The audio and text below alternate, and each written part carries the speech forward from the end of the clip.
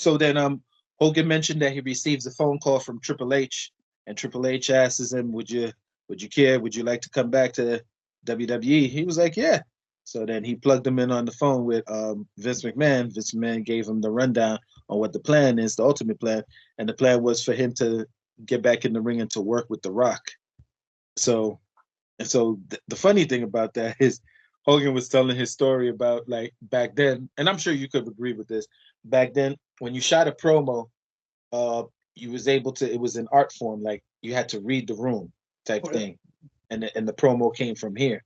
But he says now coming into the WWE, you get greeted with 25 story writers and stuff like that, and they all in their 20s, and they trying to tell you who've been in the business of how many you've been in the business longer than they've changed socks. That they trying to tell you how to shoot a promo. So Hogan was telling the story of when he was ready to come out to shoot the promo, I guess against The Rock. You see one of the guys hand him a paper fresh off the printer with his promos and what to say. Hogan looked at the promo, looked at Vince, and said, "Really?"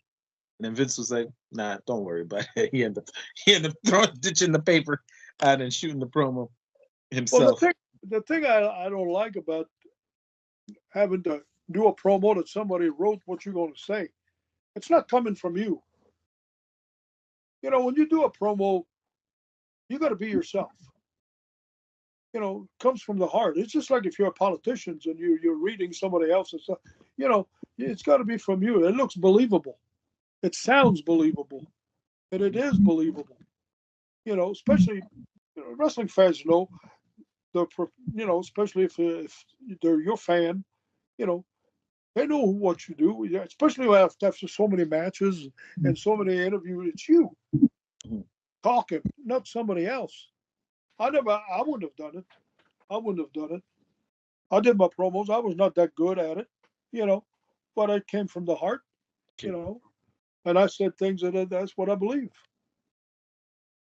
But if somebody else writes it, you know, Get it. I mean, I get it. I think I'd look stupid, you know. I would look stupid to repeat what somebody else wrote for me. I wouldn't do it.